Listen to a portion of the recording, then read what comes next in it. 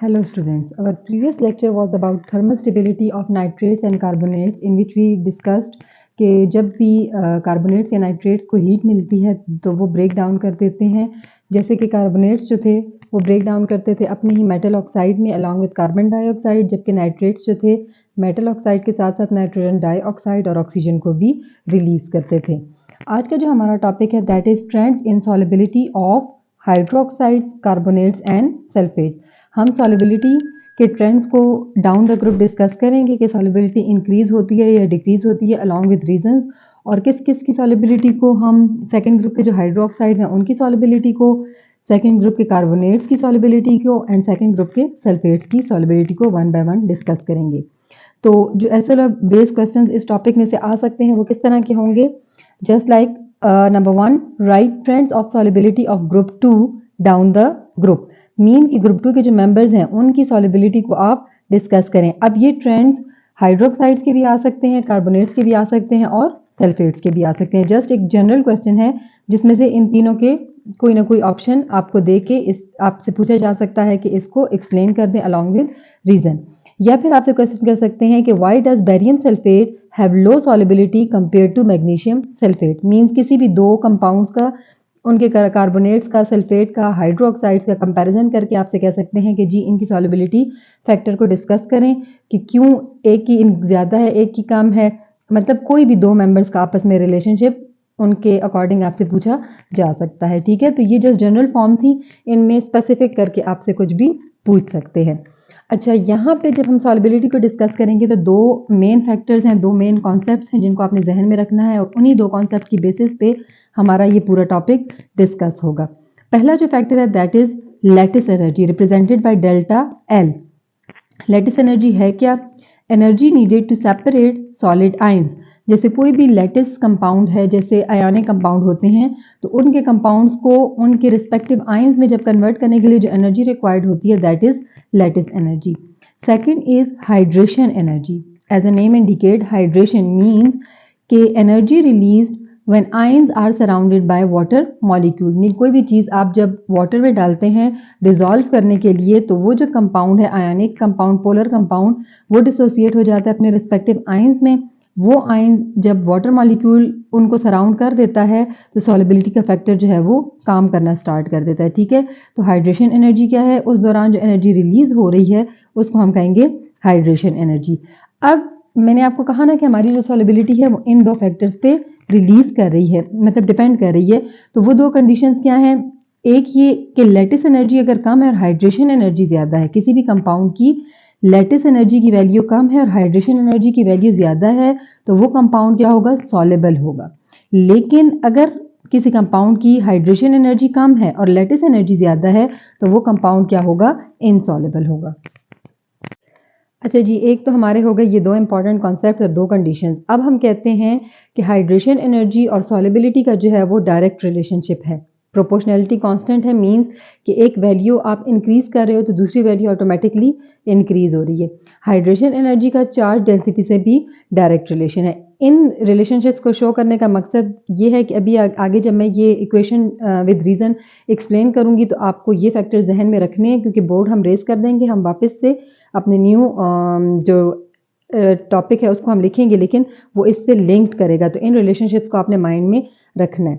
ठीक है, means hydration energy का सॉलिबिलिटी और चार्ज डेंसिटी से डायरेक्ट रिलेशन है। अगर आप एक वैल्यू इंक्रीज कर रहे हैं दूसरी वैल्यू भी इंक्रीज होती जाएगी। एनाइंस की हमारे पास टू कैटेगरीज होती हैं, कुछ होते हैं स्मॉलर वन, कुछ होते हैं बल्की एनाइंस। जैसे हाइड्रोक्सिल का जो एनाइन है वो हमारे पास स्मॉलर है और बल्की एनाइन में आप कार्बोनेट्स या सल्फेट के एनाइन को ले लें तो वो बल्की में आते हैं। अब जब एनाइन स्मॉलर होगा तो हम जिस एनर्जी को लेंगे अकाउंट में वो कौन सी होगी? Lattice energy. और जब एनाइन बल्की होगा तो उस केस में हम हाइड्रेशन एनर्जी को ले लेंगे और लैटिस एनर्जी को हम इग्नोर कर देंगे। अब लैटिस एनर्जी का सॉलिबिलिटी से क्या रिलेशनशिप है? तो आपको ये क्वेश्चन में क्लियरली नजर आ रहा है कि lattice energy is inversely related to solubility. Inverse relation में क्या होता है कि जब आप एक फैक्टर को इंक्रीज करते हैं दूसरा फैक्टर ऑटोमेटिकली डिक्रीज होता जाता है। यहाँ पे लैटिस एनर्जी का साइज से भी रिलेशनशिप शो किया गया है, वो भी इनवर्स में जा रहा है कि अगर आप लैटिस एनर्जी को इंक्रीज करेंगे तो साइज डिक्रीज होगा, या साइज इंक्रीज करेंगे तो लैटिस एनर्जी क्या होगी? डिक्रीज करेगी। लैटिस एनर्जी और हाइड्रेशन एनर्जी का कॉन्सेप्ट आई होप कि अब क्लियर हो गया होगा। अब इसके बाद हम अपने मेन टॉपिक पे मूव करते हैं, क्योंकि इन्हीं दो कॉन्सेप्ट से हमारे ये टॉपिक रिलाई करें। So one was solubility of hydro oxide. यहाँ पे मैंने एक स्टेटमेंट लिखा है, solubility of hydro oxide increases down the group. Means as we move down the group, जैसे हम टॉप से बॉटम में मूव करते जाएंगे तो डाउन द ग्रुप जो सबसे लास्ट में मेंबर आएगा उसका जो हाइड्रो ऑक्साइड होगा वो सबसे ज़्यादा सॉलिबल होगा। जैसे सबसे पहले हमारे पास आ जाता है बेरिलियम का हाइड्रोक्साइड, वो लेस सॉलिबल है। फिर आ जाता है मैग्नीशियम का, वो एज़ कम्पेयर टू बेरिलियम क्या है, ज़्यादा सॉलिबल है। कैल्शियम का मैग्नीशियम की निस्बत ज़्यादा सॉलिबल है। सबसे बॉटम पे आएगा बेरियम का, तो वो क्या है, मोस्ट सॉलिबल हाइड्रोक्साइड है। रीज़न क्या है कि OH जो हमारे पास है दैट इज़ स्मॉलर एनाइन, और जब हम कहते हैं स्मॉलर एनाइन होगा तो जो फैक्टर प्रोमिनेंट होगा that will be lattice energy. सबसे प्रोमिनेंट फैक्टर क्या है, lattice energy. Second point, down the group जो है वो साइज़ ऑफ कैटाइन इंक्रीज़ होता जाता है। बेरियम का जो कैटाइन है वो स्मॉलर है, मैग्नीशियम का as compare to barium increase कर रहा है। जब हम बॉटम पे जाएंगे तो बेरियम का जो है वो साइज़ सबसे ज़्यादा बढ़ जाएगा। एक रिलेशनशिप पिछली स्लाइड में भी हमने लिखा था, that is delta L is inversely related to size. Mean size जब बढ़ेगा तो लैटिस एनर्जी कम होगी, और जब लैटिस एनर्जी कम हो रही है तो लैटिस एनर्जी का सॉलिबिलिटी से कौन सा रिलेशनशिप है, इन्वर्स। मीन सॉलिबिलिटी क्या होगी, इंक्रीज़ होती जाएगी। सेम केस, साइज़ डिक्रीज़ होगा तो लैटिस एनर्जी इंक्रीज़ होगी, और जब लैटिस एनर्जी इंक्रीज़ होगी तो सॉलिबिलिटी डिक्रीज़ होगी। सो जो हमने बिल्कुल स्टार्ट में SLO बेस्ड क्वेश्चन मेंशन किया था, तो उसको आप इजीली इस फैक्टर की बेस पे डिस्क्राइब कर सकते हैं। Now solubility of carbonates and sulphate, इनको हम एक ही स्लाइड में इसलिए स्टडी कर रहे हैं कि कार्बोनेट्स और सल्फेट क्या है, दोनों बल्कि एनाइन है, तो वो एक ही जैसा trend down the group show कर रहे हैं। ठीक है, यहाँ पे मैंने लिखा है बेरिलियम के कार्बोनेट और सल्फेट, देन मैग्नीशियम के कार्बोनेट सल्फेट, और फिर कैल्शियम के carbonate and sulphate.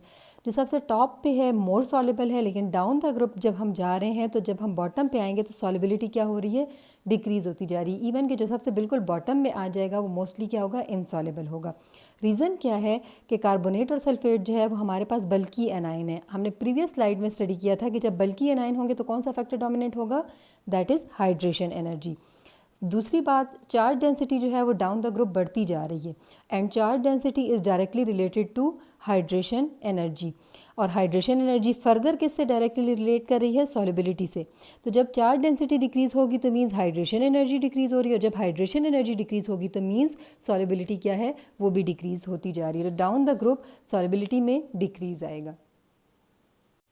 Now move to the last point, that is importance. क्योंकि हम पढ़ रहे हैं हाइड्रोक्साइड्स की, कार्बोनेट्स की, सल्फेट्स की सॉलिबिलिटी, तो इनके पढ़ने का रीज़न क्या है, मीन कहाँ किन किन फील्ड्स में ये हमें हेल्प आउट कर सकते हैं।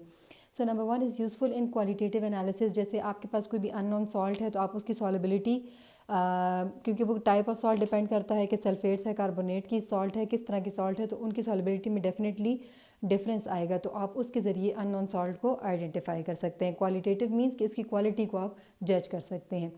पोटेशियम हाइड्रोक्साइड, सोडियम हाइड्रोक्साइड, चूँकि ये ज़्यादा सॉलिबल होते हैं इस वजह से ये सोप एंड पेपर मेकिंग में यूज़ होते हैं।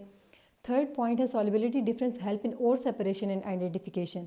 जैसे बहुत सारे ओर्स आपके पास मौजूद होते हैं ना, तो उसमें आपके पास एक से ज़्यादा एलिमेंट्स मौजूद हैं। जैसे कैल्शियम और मैग्नीशियम एक ही जगह पे मौजूद हैं, लेकिन अब वो जिस टाइप ऑफ ओर में मौजूद हैं तो उनके सॉलिबिलिटी डिफरेंस पे आप उनको इजीली सेपरेट कर सकते हो, और फिर सॉलिबिलिटी की ही बेसिस पे आप उसकी आइडेंटिफिकेशन भी कर सकते हैं। कैल्शियम सल्फेट चूँकि वो स्प्रिंगली सॉल्युबल होता है। स्प्रिंगली सॉल्युबल सॉल्ट्स क्या होती हैं, जो बहुत ज़्यादा और बहुत कम, दोनों केसेस में नहीं, दरमियान में, मिड में आएंगी, तो वो प्लास्टर ऑफ पेरिस की मेकिंग में या फिर सीमेंट फॉर्मेशन में वो यूज़ हो रही होती हैं। अब जितना भी हमने ये डिस्कस किया तो सारे के सारे आपके SLO बेस्ड क्वेश्चन जो है वो इसमें इजीली सॉल्व हो सकते हैं। आपने वो जितने भी SLO बेस्ड क्वेश्चन थे वो सॉल्व करके अपने रिस्पॉन्सेज जो हैं वो विद नेम सबमिट करा देने जी। Thank you.